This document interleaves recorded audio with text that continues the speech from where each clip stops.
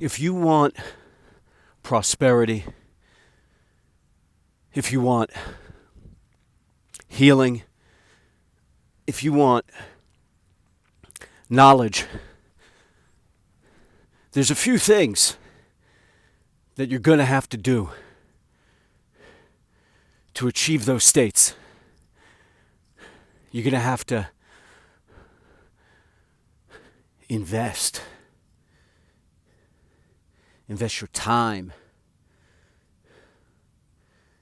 invest your commitment, invest your dedication, invest your focus. You're going to have to put skin in the game to make these things happen.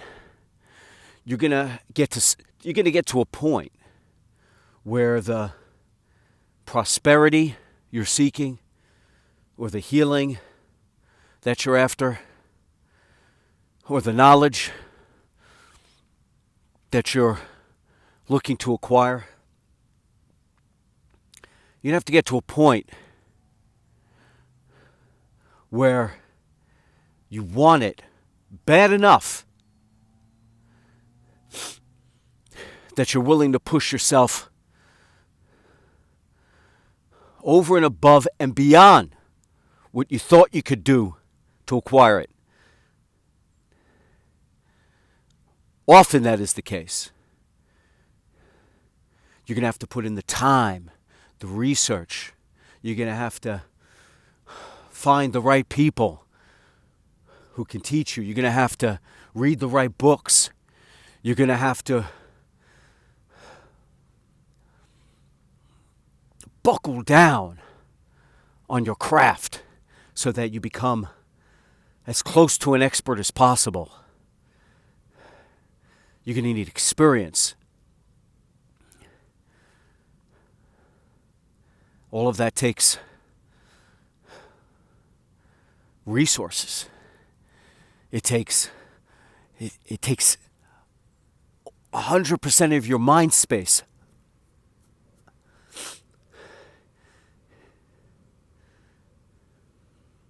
It requires that you have vision, that you could start to form in your mind's eye what it is you're after, so that you actually have a direction to go. I remember a long time ago, it may have been Tony Robbins that said,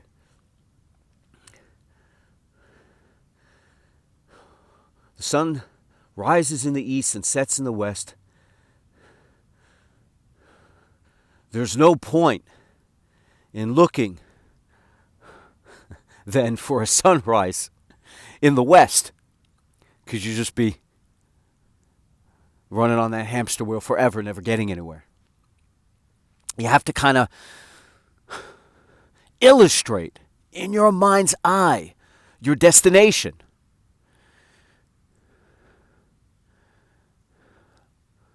There's a really good book called, by Stephen Covey, 7 Habits of Highly Successful People. One of the 7 habits are start with the end in mind. You have to be able to envision what that result looks like.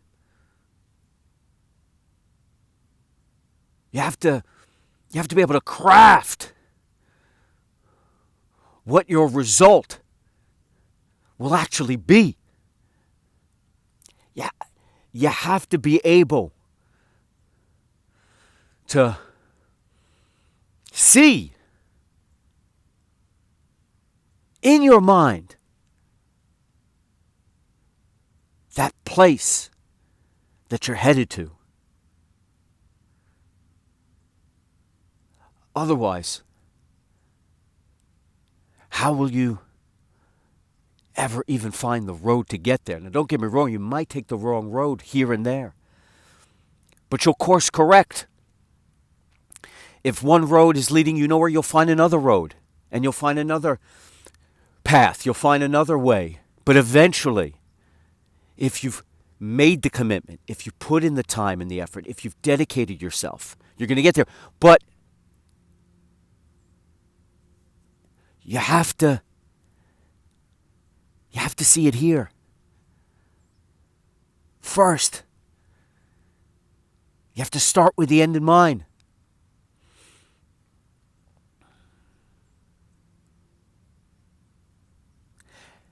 And for a lot of you,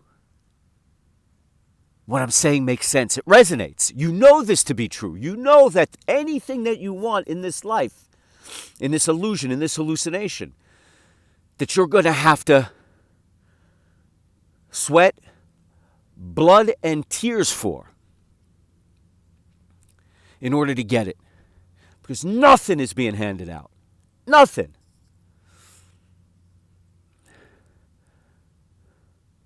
But even though we know this, many of us have become, we live in the richest, wealthiest, most prosperous time in history, in the most powerful country in the world, abundant in ways that others can only dream of, others can only imagine. The things we take for granted, just walking into a supermarket and seeing the aisles and the rows of beautiful colors and delicious foods and nourishment wall to wall is a literal fantasy for many people on this planet. They can't even imagine it. We're so rich, so wealthy, so powerful, so abundant that we've become decadent and debased, and we take it for granted.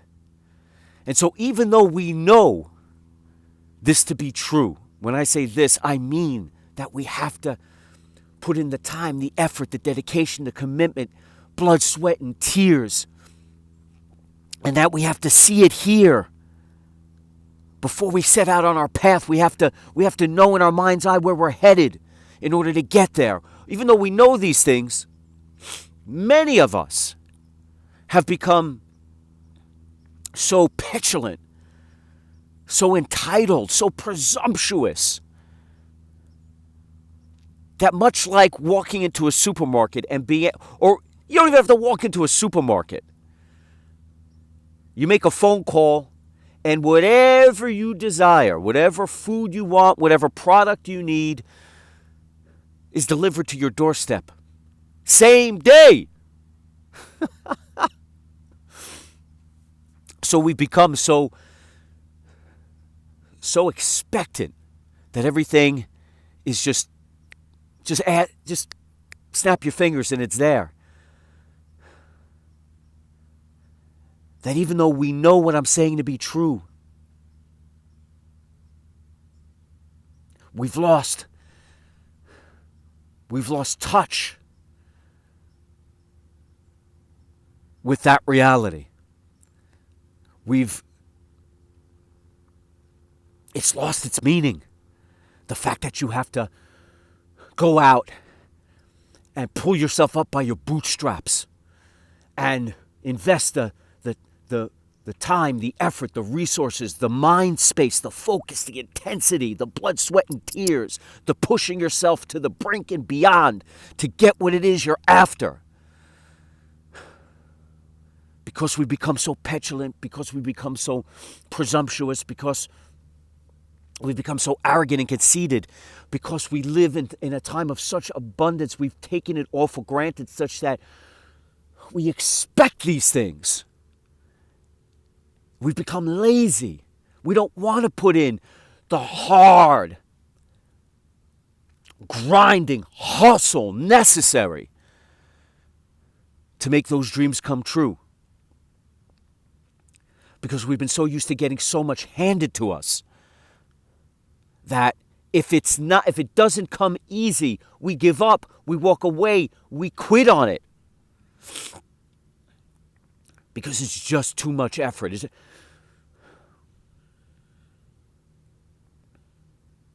But still in our hearts we know this to be true. So we know it, we just can't bring ourselves in many instances to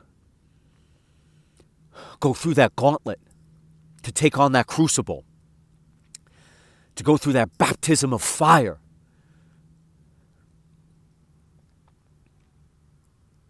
But we know it in our hearts. We know what we've got to do.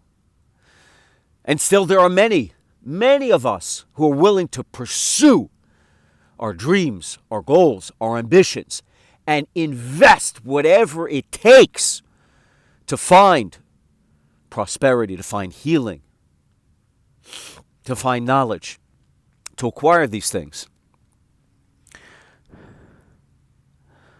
But we have to push past that presumption that we deserve it, or that we should expect it, or that we're due it, or that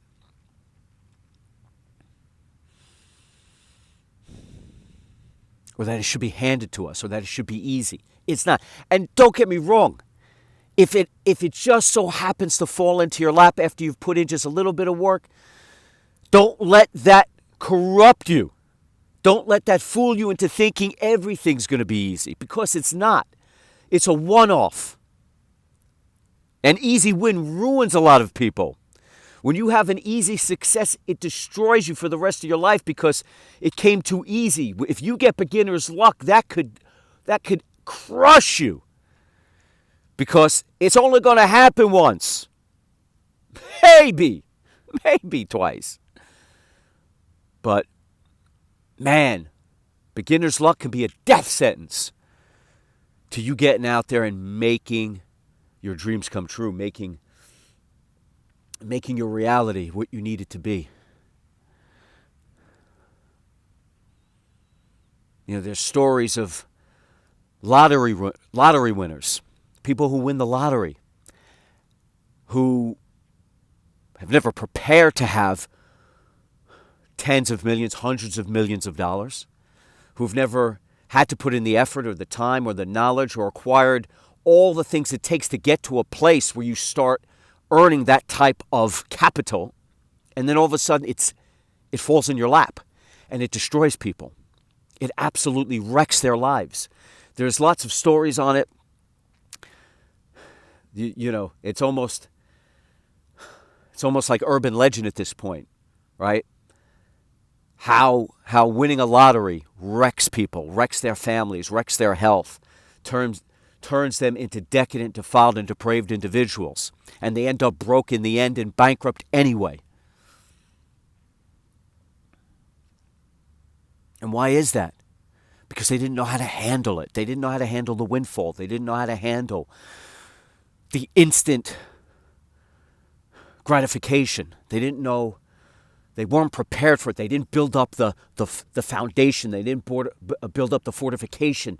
They didn't build up the framework. They didn't have the ethics, the morals, the turpitude, the temperance, the resolve to deal with that kind of responsibility, because it becomes a responsibility.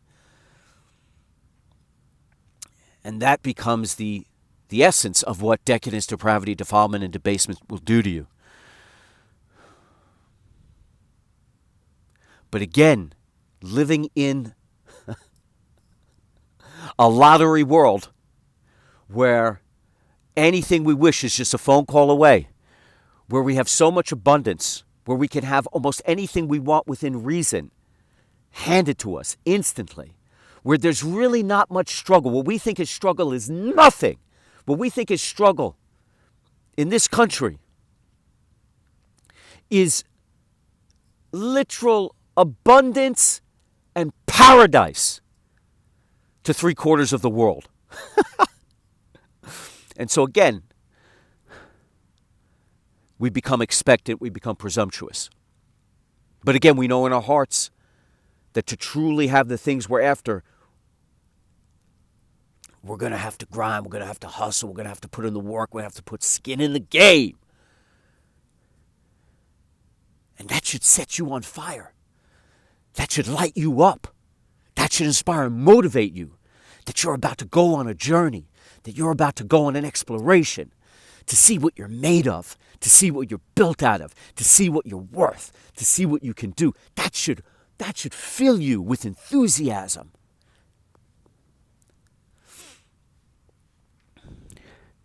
And it's no different when it comes to having Yahuwah, Yahusha in your life. Again, if you know these things I've said to be true, then you must understand that the same holds for having Yahuwah, Yahusha in your life. Many people are so petulant, presumptuous, and expectant that they want a sign before they believe. As Yahuwah, Yahusha said, the wickedness of this generation, such that they seek signs, but shall receive none.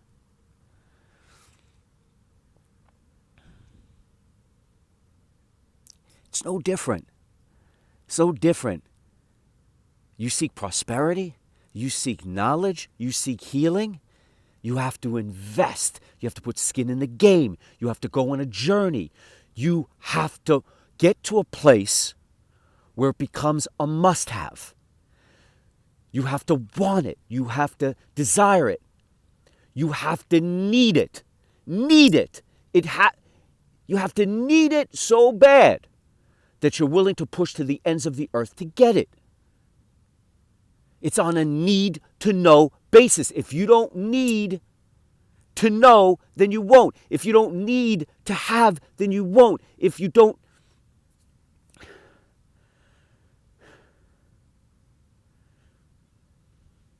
get to that place, then when the going gets tough, you're never going to last it.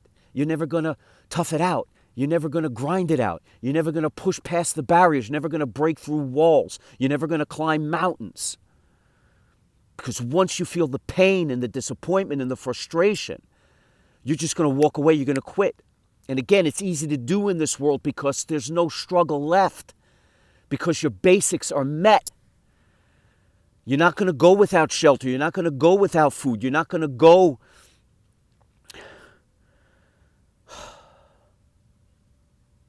without your... In this country, you're not going to go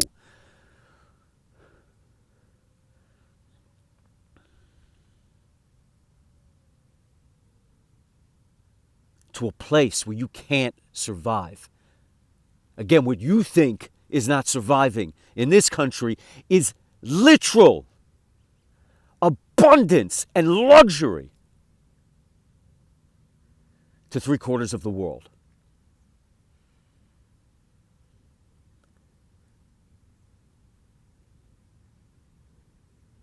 As I said before, you need to see what it is you want in your mind's eye. You have to start with the end in mind. You have to envision it so that you know where it is you're headed. Otherwise, what are you doing? Right? You're looking for what do you look? Well, first you have to know you're looking for the sunrise. And then you have to figure out what direction you're going in, right? But it starts with knowing you want to find the sunrise. Now, you might look for the sunrise in the west, and you'll find out that you're headed in the wrong direction. Ultimately, you'll find your way east, and you'll see that sunrise.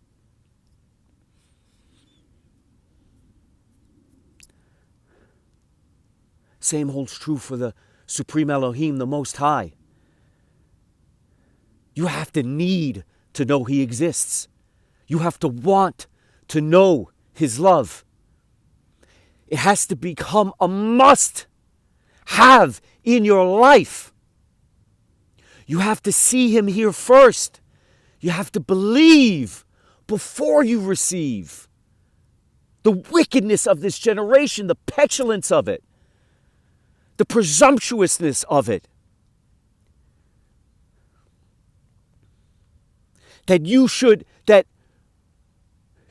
have signs on demand in order that you believe. That the Creator of all things, the Creator of the universe, should instantly, on demand, as if you're ordering a pizza, give you a sign such that, oh, then you'll believe. But just like the money you never earned from the lottery, what would happen then? What would happen if you receive... What? Oh, I have to... You're so skeptical, so jaded, so presumptuous. So petulant. I'll believe it when I see it. The believe it when you see a crowd never sees it because they don't believe it, because they don't start with the end in mind. Same holds true for Yahuwah, Yahusha. You demand he shows you a sign? Why would you ever demand the sign? Think about that. Because you're skeptical, you're jaded, you're expectant, you're presumptuous, you're arrogant. Your conceit is such that you must have a sign. You're so important. The creator of the universe must give you a sign on demand. Think about that. But again, should you receive just, I'll believe it when I see it. That attitude. Think about that attitude. And then what? And then you receive that sign and then you believe? You believe why? You don't believe because you want to. You now believe because you have no choice. You believe now because, well, it's not, you don't believe because you desire it. You don't believe because you want it. You don't believe because you need it in your life. You believe now begrudgingly because it was proved to you. It was proved to you in spite. In spite.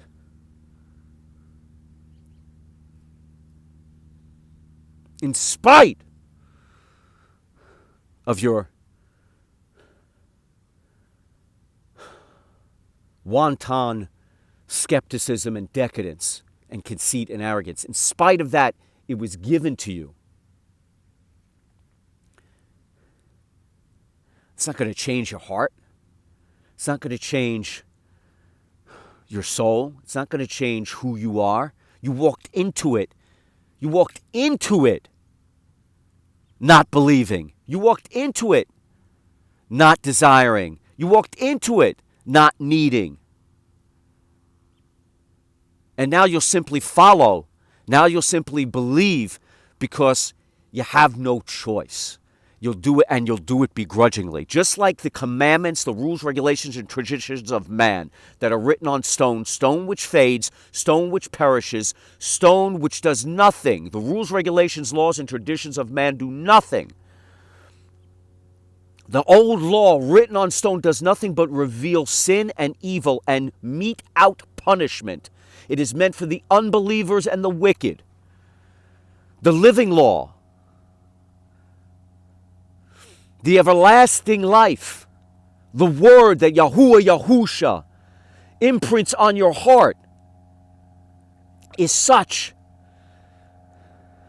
that you don't follow begrudgingly like the law that is written on the stone which fades and perishes, which is dead, just like your soul is dead, because you follow those laws, those commandments, those rules, regulations, traditions. You follow them because they reveal your emptiness, they reveal your lack of faith, they reveal your sin, they reveal your evil, and they dole out punishment.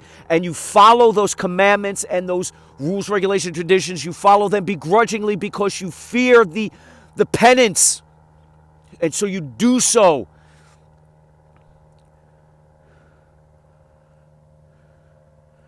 because you don't want to be wrecked and rendered asunder. You don't do it because you don't follow those rules, regulations, traditions, commandments because you want to, because you think it's going to better your life, because you think it's going to make you a better person, because you think it's going to elevate you. But the new law, the living law, the word, the singular commandment which fills your heart to love Yahuwah with all your heart, soul, mind, and strength, love your fellow man as you love yourself. The living law, the salvation of Yahuwah Yahusha, the Most High, who has manifested in the flesh, coming to him in all humbleness, in all humility, and repenting for all that you are, and asking for his forgiveness, and receiving his love and his grace, and the Ruach, the set-apart spirit, the breath of Yahuwah that fills you with delight and heals you from the inside and changes you and rebuilds you, revives you, reconstructs you, refreshes you, and you are reborn and recreated his image once again as we were when we were in paradise, when we were in Eden, before we were misled by all corruption, decadence, defilement, depravity of the serpent, of the dragon. Yahuwah Yahusha gave us a way back.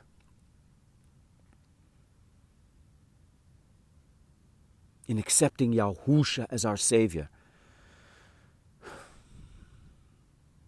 and healing our hearts and giving us, writing that living law such that we now follow it because we know we need it in our life, because we want it in our life, because we desire it in our life. And guess what? All the signs then, they come. All the signs you ever needed, all the signs you ever looked for, all the signs you ever expected, they show up again and again and again and again and again, and it constantly you get the revelations and the epiphanies. Because instead of petulance, instead of arrogance, instead of stamping your feet and demanding, oh, I have to have a sign, oh, I have to have prosperity, oh, I have to have healing, I'll believe it when I see it, being so jaded, so skeptical, so expectant, so presumptuous.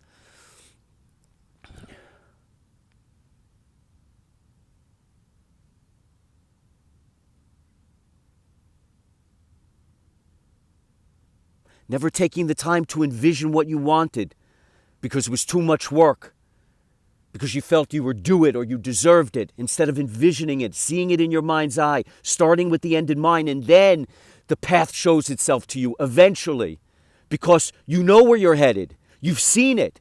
You know where you're going. You want it. It has to happen. It needs to happen. You desire it. It's a must-have in your life, and so eventually you find the path. But you knew where you were going all that time. You envisioned it. You saw it. The same holds true for Elohim. It's on a need-to-know basis. And you feel you don't need to know. So why would you get a sign? But if you need to know, Yahusha has already explained to us how easy it is. Seek, and you shall find. Seek, and you shall find. Ask and you shall receive. Knock on that door and it will be answered. But it's because you need to know. It's because you want to have him in your life. It's because you desire to walk with him. It's because you believe. It's because you've envisioned it, because you've seen it, because you've taken that leap of faith. And so in being humble, in being grateful,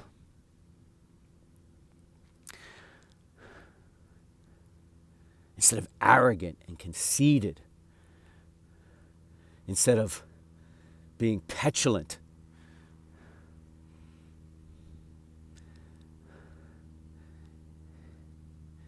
and having humility and asking Yahusha to forgive you because you need his forgiveness, because you want his forgiveness, not because you need him to prove anything to you, not because you're begrudging, not because you're jaded and skeptical, not because you're stamping your feet and he has to manifest before your eyes on demand with a phone call, as if it's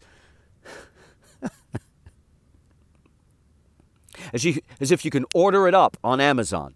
Order up Yahusha on Amazon. It'll be at your door by noon. And if it's not at your door by noon, well, you don't believe. It's because you don't need to know. So you won't get a sign. You won't get any surprises. You won't get any gifts. You won't get any prophecies. You won't get any revelations. Your life will not be filled with wonder. Because you've allowed yourself to become skeptical to the point of being jaded.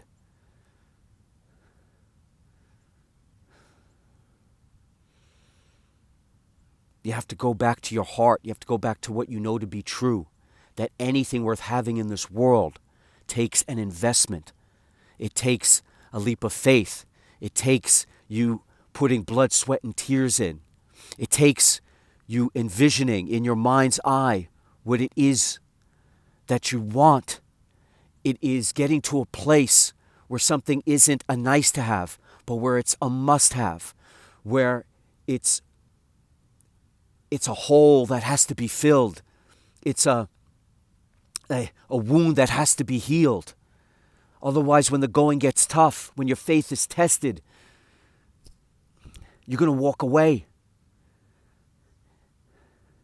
So it takes you going back to first principles. It takes you going back to not being deluded by the illusion of abundance, this on-demand generation, such that all your expectations should be fulfilled because you deserve it and you do it. No, go back to first principles. Go back to what you know to be true in your heart.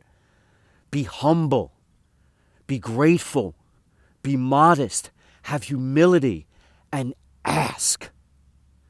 Because you have a need to know, because you have a desire to have Yahuwah, Yahusha in your life, because you want Him to forgive you and to fill your life with His healing, His love, His joy, His peace, and His everlasting life. And when you get to a place, when you get to that Damascus road, that Damascene moment, when you get to the place where you have to cross the Rubicon because your life depends on it, your everlasting life.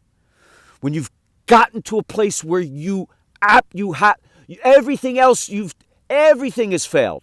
You're frustrated, you're anxious, you're bereft, you're lonely, you're hopeless. You found that all the things you chased didn't fulfill you. When you finally get to a place where you need His love, where you need His healing, where you know that you need it, because we all need it. But when you know you need it, when you know you have to have it, when you know that you want to walk with Yahuwah, Yahusha, then He will show up, because then you will seek. And you will seek because you believe. And because you believe, you will seek. And because you believe, and because you have declared, you have confessed He has come in the flesh, you've repented, you feel the shame and the guilt for who you were and what you've been, your arrogance and your pride, all the evil, decadence, depravity, defilement, debasement, you finally feel those wounds, such that you want to be absolved of them. And so you come to Him and you ask for His forgiveness. And He washes over you with that healing, fills your heart, fills you, the temple, with the Ruach, the breath of Yahuwah. And you can breathe for the first time in your life, and you feel that burden lifted. You repent for all that you've been and were. You ask for Him to save you and to show you how to live your life. And you start to feel so grateful. When you feel that wash over you, that tidal wave of absolution, of forgiveness, of redemption, of deliverance, you feel that healing, instantly healed. The burden instantly released from you. And the gratefulness that you feel is like nothing you've ever felt in your life, such that you're on your knees, crying, emotional, full of joy. And it's the craziest feeling in the world, knowing you're not worthy of it for all that you've been and done and were, while at the same time feeling the joy of receiving the gift. And all it took was for you to believe and to need and to ask for it. It's on a need-to-know basis. You needed to know, and now you know. And once you know, you will never unknow. Surrender to Yahuwah, Yahusha, and ask Him to show you the way to lead your life in a manner that pleases Him most, and all will be right in your world, because when you're right with Yahuwah, Yahusha, all is right in your world, because you're exactly where He needs you to be. You're exactly where you can serve Him best.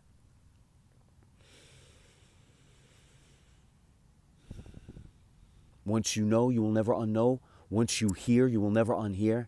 And once you see, you will never unsee again.